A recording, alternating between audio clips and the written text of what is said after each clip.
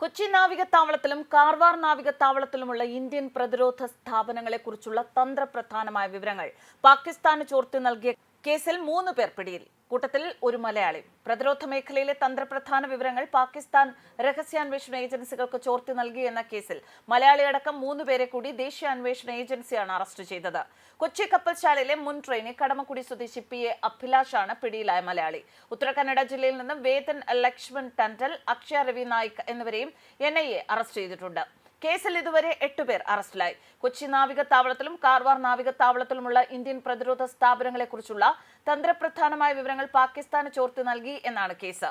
അറസ്റ്റിലായ 3 പ്രതികളും കാർവാർ താവളത്തിന്റെ ചിത്രങ്ങളും നാവിക നീക്കങ്ങളുടെ വിശദാംശങ്ങളും പാകിസ്ഥാൻ ഏജൻസിക്ക് കൈമാറിയിട്ടുണ്ട്. ഇതിന് പ്രതിഫലമായി പണം സ്വീകരിച്ചതായും NIA അറിയിച്ചു. വിശാഖപട്ടണം കപ്പൽശാലയിലെ വിവരങ്ങൾ പാകിസ്ഥാന് ചോർത്തിയെന്ന കേസിൽ കഴിഞ്ഞ വർഷം അഭിലാഷിനെയും കൊച്ചി കപ്പൽശാലയിലെ വെൽഡർ കം ഫിറ്ററായ തിരുവനന്തപുരം അരമാനൂർ സ്വദേശി അഭിഷേകിനെയും NIA കസ്റ്റഡിയിലെടുത്ത് ചോദ്യം ചെയ്തിരുന്നു. സാമൂഹിക മാധ്യമങ്ങളിലൂടെ പരിചയപ്പെട്ട പാക് ചാരവനിതയ്ക്ക് സുപ്രധാന വിവരങ്ങൾ കൈമാറിയെന്നായിരുന്നു കേസ്. തെളിവ് ലഭിക്കാത്തതിനാൽ അഭിലാഷിനെ വിട്ടയച്ചുവെങ്കിലും നിരീക്ഷണം ശക്തമാക്കിയിരുന്നു. രഹസ്യ നാവിക പ്രതിരോധ വിവരങ്ങൾ ഉൾപ്പെടെ ചോർത്തിയ കേസിലാണ് നടപടി. ഇതോടെ അറസ്റ്റിലായവരുടെ ആകെ എണ്ണം 8ആയി. സമൂഹ മാധ്യമങ്ങളിലൂടെയാണ് പാകിസ്ഥാൻ ഇന്റലിജൻസ് ഓപ്പറേറ്റീവുകളുമായി ഇവർ ബന്ധപ്പെട്ടത് എന്ന് NIA കണ്ടെത്തി. ഇന്ത്യൻ പ്രതിരോധ സ്ഥാപനങ്ങളെ സംബന്ധിച്ച് പൊതുവായും കാർവാർ, കൊച്ചി നാവികത്താവളങ്ങളെക്കുറിച്ചുള്ള തന്ത്രപ്രധാന വിവരങ്ങൾ ഇവർ പണത്തിനായി പങ്കുവച്ചതായും NIA പറഞ്ഞു. 2021 ജനുവരിയിൽ ആന്ധ്രാപ്രദേശിലെ കൗണ്ടർ ഇന്റലിജൻസ് സെൽ രജിസ്റ്റർ ചെയ്ത കേസ് 2023 ജൂണിൽ NIA ഏറ്റെടുത്തു. ഒളിവിൽ പോയ 2 പാകിസ്ഥാനികൾ ഉൾപ്പെടെ 5 പേർക്കെതിരെ കുറ്റപത്രം സമർപ്പിച്ചു. പാക് പൗരനായ മീർ ബാലജ് ഖാനും അറസ്റ്റിലായ ആകാശ് സോളങ്കിയും ചാരവൃത്തി റാക്കറ്റിൽ സജീവമായിരുന്നു. ഒളിവിൽ പോയ മറ്റൊരു PIO ആൽവൈൻ, മൻമോഹൻ സുരേന്ദ്ര പാണ്ഡ, അമാൻ സലീം ഷേഖ് എന്നിവരുടെ പേരുകളും കുറ്റപത്രത്തിലുണ്ട്. 2024 ഓഗസ്റ്റിൽ നാവികത്താവളത്തിലെ വിവരച്ചോർച്ചയെക്കുറിച്ചുള്ള അന്വേഷണത്തിന്റെ ഭാഗമായി ഹൈദരാബാദിൽ നിന്നും ബംഗളൂരുവിൽ നിന്നുമുള്ള NIA സംഘങ്ങൾ പ്രദേശം സന്ദർശിച്ചിരുന്നു. അപ്പോഴാണ് കേസുമായുള്ള കാർവാർ ബന്ധം പുറത്തുവന്നത്. ഫേസ്ബുക്കിൽ നാവിക ഉദ്യോഗസ്ഥയായി ചമഞ്ഞെത്തിയ പാകിസ്ഥാൻ ഏജന്റ് പ്രതികളെ ഹണി ട്രാപ്പിൽ കുടുക്കിയതായി കണ്ടെത്തി.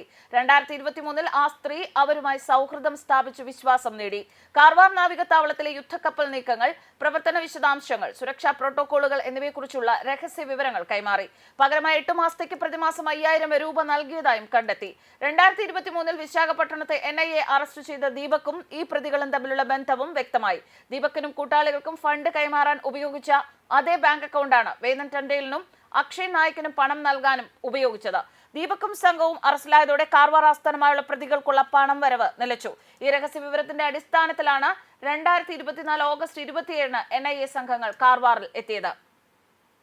കപ്പൽശാലയിൽ വ്യാജരേഖകൾ നൽകി ജോലി ചെയ്തിരുന്ന ഒരു അഫ്ഗാൻ പൗരൻ പിടിയിലായതോടെയാണ് ഇത്തരത്തിലൊരു ആശങ്ക പൊതുവെ ഉയർന്നത്.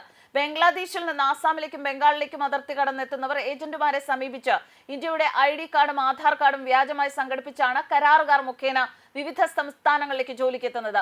പല സ്ഥാപനങ്ങളിലും ഇതര സംസ്ഥാന കരാർ ജോലിക്കാരെ എത്തിക്കാൻ ഏജന്റുമാർ തന്നെ പ്രവർത്തിക്കുന്നുണ്ട്.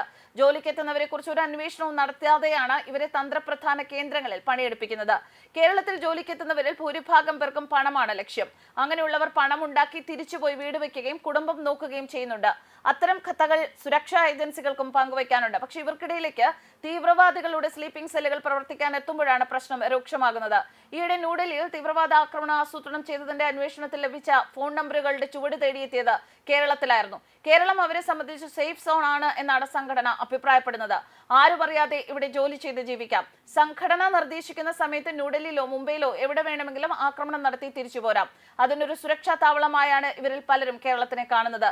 ഇവർക്കിടയിലേക്ക് കേരളത്തിലെ നിരവധി തീവ്ര സംഘടനകൾ സേവനത്തിന്റെയും സഹായത്തിന്റെയും മുഖം മൂടി അണിഞ്ഞെത്തി അവരെ വരുതിയിലാക്കുന്നതും മറ്റൊരു പ്രവണതയാണ്. സുരക്ഷാ ഏജൻസികളാകട്ടെ ഇതിനെ നേരിടാൻ ആയുധവും ആശയവുമില്ലാത്ത അവസ്ഥയിലും. കേന്ദ്ര പ്രതിരോധ മന്ത്രി രാജ്നാഥ് സിംഗിന്റെ കൊച്ചി കപ്പൽശാല സന്ദർശന വേളയിലും ഈ പറഞ്ഞ അഫ്ഗാൻ പൗരൻ അവിടെ ജോലി ചെയ്തിരുന്നതായി വിവരം വന്നിരുന്നു.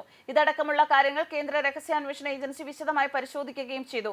കൊച്ചി കപ്പൽശാലയിൽ തദ്ദേശീയമായി നിർമ്മിക്കുന്ന ആദ്യ വിമാനവാഹിനി കപ്പലിന്റെ നിർമ്മാണ പുരോഗതി വിലയിരുത്താൻ രാജ്നാഥ് സിംഗ് എത്തിയതിന്റെ തൊട്ടടുത്ത ദിവസമാണ് അഫ്ഗാൻ പൗരൻ അവിടെ ഉണ്ട് എന്ന് തിരിച്ചറിയുന്നത്. കൊച്ചിയിൽ നിന്ന് പിന്നീട് ഇയാളെ കാണാതായി. പിന്നീട് കൊൽക്കത്തയിൽ നിന്നാണ് ഇയാളെ പിടിച്ചത്. അതുകൊണ്ട് തന്നെ കൊച്ചിയിൽ കപ്പൽശാല പോലെയുള്ള സ്ഥലങ്ങളിൽ മലയാളികൾ അല്ലാത്തവരും ഇത്തരത്തിൽ തന്ത്രപ്രധാന വിവരങ്ങൾ കൈമാറുന്നതിനു വേണ്ടിയിട്ട് ചാരന്മാരുടെ വേഷത്തിൽ കഴിയുന്നുണ്ടോ എന്ന സംശയം ഇപ്പോഴും നിലനിൽക്കുകയാണ്. ന്യൂസ് ഡെസ്ക് കർമ്മ ന്യൂസ്.